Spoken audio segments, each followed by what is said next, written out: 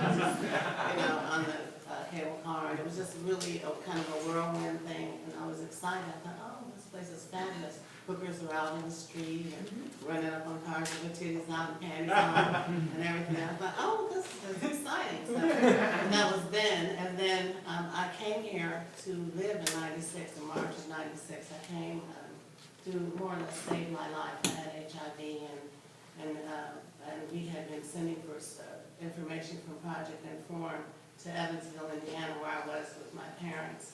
And I had been a drug addict in New York City, and so I was, going down fast. So my parents said, come home, which I did. And so I said, after my brother died, I was like at a loss. He was only 28 and he died of AIDS. And so I thought, well, I can at least go and try to save my life. I think he would want that. And so I told my parents I was going to San Francisco. I paid all my bills, so I only had $65, and my mother slipped me $100.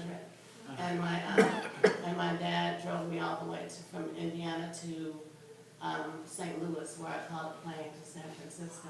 I knew no one here. It was all new to me, and I had been talking to the AIDS Foundation. They said, well, come on, we'll get you a place. So I called one of those blue shuttles, and they brought me downtown. And the AIDS Foundation then was at United Nations Plaza. And so I went there, and they said I was too late for them to help me. And I said, well, I don't know anyone, what I do? And they said, well, you can get you a hotel. And so the first hotel I got was the McAllister Hotel. And I spent the night there, and then they hooked me up in another hotel. So I stayed there at the McAllister for a while, and that's on the on the outskirts of the Tenderloin. It wasn't in the heart of it. And then eventually they got me a room in the heart of the Tenderloin, and I was like, this cannot be real. I was like, oh, this place is filthy, and the smell, there was the smell of vomit and feces and old urine and everything there. Just, it was just disgusting to me. And the first person that contacted me in the Tenderloin knocked on my door with bug eyes. I guess they were tweaking off the crack, and they asked me if I had a lighter. I said, oh no, I can't go through this. This is just horrible. I've already been there, done that. Because free-base cocaine and crack was my drug of choice, so I wasn't trying to revisit that. And so I found the Tenderloin to be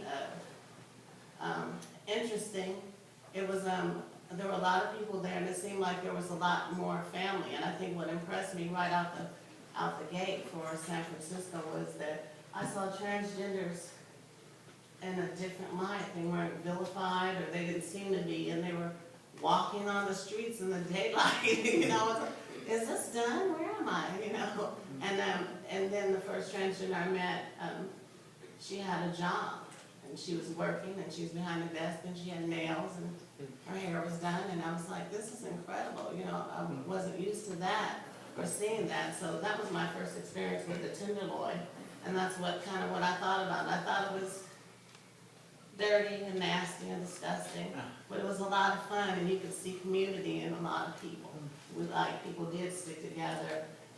Transgenders cooked together and cook in the bathroom, because you couldn't have anything more than a hot plate and all that kind of stuff. But you would have a good time, and you would socialize. And gay men were always nice, and I think we just kind of established family outside of our regular family, so we had extended families then. Back in the 60s, Felicia said was true. We could not walk around in any other manner than our birth gender. I kid you not. The cops were mean. They were ugly. If they even thought that you were gay or transgender, they would provoke you into doing many things to lower your self-esteem and disempower you. If they wanted to be mean and nasty, they would pick them to Queens, put them in a paddy wagon. They don't have paddy wagons anymore. They were big, huge paddy wagons that they used to call Big Bertha. And like At the clubs, they would go ahead and park the paddy wagon at one door. The cops would go in the front door and just put everyone in and call it a sweep.